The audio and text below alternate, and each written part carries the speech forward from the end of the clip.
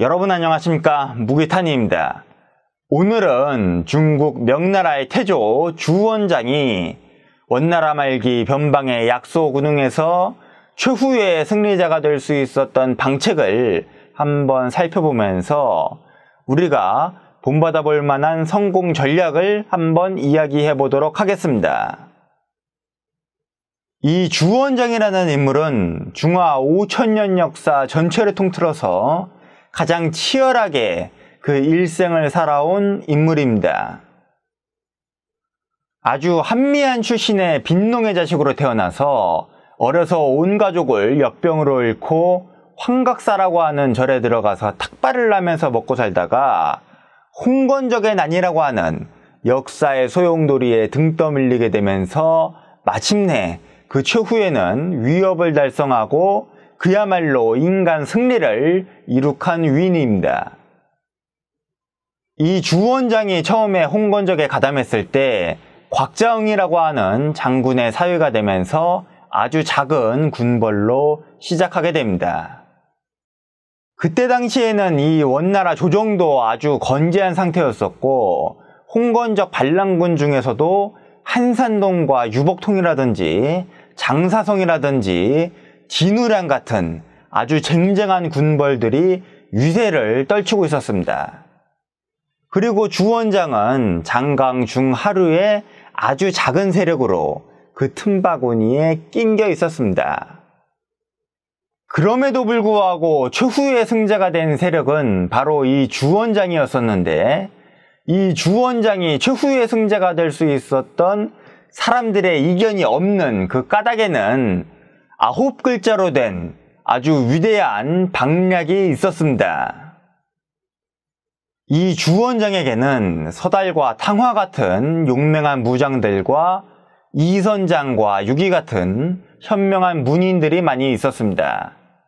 그렇지만은 이 주원장을 최후의 승자로 만든 그 9글자의 방략은 주승이라고 하는 일찌감치 은퇴한 어느 늙은 유사에게서 받은 충고였습니다. 그 9글자를 말해보자면은 고축장, 광적량, 완칭왕입니다. 우리말로 풀어보자면은 담을 높이 쌓고 양식을 널리 모으고 왕을 늦게 칭하라는 것입니다. 첫 번째 고축장, 담을 높이 쌓으라는 것은 생존을 위한 경쟁력을 갖추라는 것입니다. 이 주원장은 초기에 굉장히 약소한 세력이었습니다. 그래서 그 근거지였던 남경 응천부에서 웅크리고 버티면서 이 중원의 피바람 폭풍의 전화로부터 그 세력을 지켜내야만 했었습니다. 그렇게 해서 결국에는 버티고 살아남았기 때문에 훗날 큰 일을 도모할 수가 있었던 것입니다. 옛날에는 성벽을 높게 쌓는 것이 최고의 생존 수단이었죠. 그러면은 오늘날 우리는 어떻게 해야 생존할 수 있겠습니까? 우선적으로는 건강한 신체와 정신을 갖추는 것이 기본이겠습니다. 그 다음에 경쟁력 있는 능력을 갖추고 남들이 감히 침범하지 못하는 자신만의 스페셜한 강점을 갖춘다면은 더욱 생존에 유리할 수 있겠습니다. 성벽을 높게 쌓지 않으면은 들판에서 개죽음 당하듯이 자기 경쟁력이 없다면은 상당히 난감한 처지에 놓이게 될 것입니다. 두 번째, 광적량. 양식을 널리 모은다는 것은 나중에 필요할 때 쓸 수 있는 자원을 충분히 준비하라는 것입니다. 이 주원장의 세력도 필연적으로 건곤일척의 한판 승부를 붙을 수밖에 없는 최대의 위기를 맞이하게 됩니다. 바로 서쪽에 숙명의 경쟁자였던 진우량이 어마어마한 대군을 이끌고서 쳐들어온 것입니다. 그야말로 주원장은 백척간두의 위기에 놓일 수밖에 없었습니다. 그렇지만은 그동안 열심히 모아온 인재들과 병사들, 군수 물자들이 있었기 때문에 그야말로 총력전을 벌여서 제2의 적벽대전이라고 할 수 있는 파양호 결전에서 대승리를 거두면서 위기 속에서 성공을 쟁취하게 됩니다.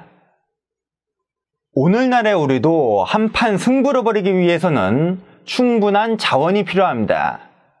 돈이나 도구, 장비 같은 물적 자원이라든지 동료, 조력자, 전문가 같은 인적 자원이라든지 지식과 정보 같은 지적 자원이라든지 이런 자원들이 충분하게 준비가 되어 있어야 총력을 퍼부어서 최상의 결과를 뽑아낼 수가 있습니다.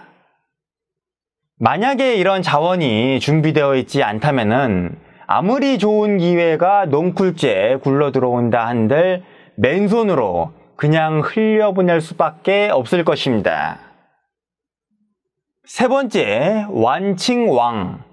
왕을 늦게 칭하라고 하는 것은 조급해하거나 안일함에 빠지지 말고 때를 기다리고 놓치지 말라는 것입니다. 홍건적 초기에 가장 먼저 흥성했었던 한산동과 유복통은 왕을 칭하고 대놓고 원나라 조정에 덤비다가 관군의 표적이 돼서 제일 많이 두들겨 맞고 와해되게 됩니다. 그리고 서쪽의 진우량은 섣부르게 황제를 자칭하고 주변 군웅들을 제압하려다가 이 주원장에게 패배하고 망하게 되죠. 동쪽의 장사성 같은 경우에는 상당히 풍채가 좋은 호거리였으나 이 강남 땅의 풍요로움 속에서 향락을 즐기면서 놀고 먹다가 때를 놓치고 이 주원장의 공격을 받아서 망하게 됩니다.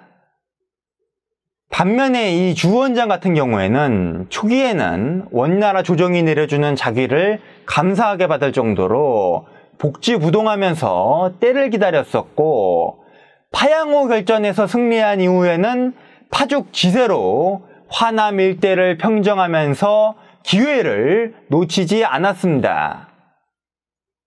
그리고 마침내 북벌을 나니까 이 원나라 몽골족들이 싸우지도 않고 저 고비 사막으로 도망을 치면서 원나라 수도 대도에 무혈 입성하게 됩니다. 그야말로 억지스러움 없이 천명에 따라 순응하는 것처럼 북벌에 성공을 했고 이 원나라 황제 토곤 테무르도 저항 없이 순순히 물러났기 때문에 순제라고 하는 시호를 얻게 됩니다. 우리의 인생에서도 경쟁력도 없고 자원도 없고 시기도 적절하지 않음에도 불구하고 섣부르게 뛰어들었다가 개 피만 보는 경우가 많습니다.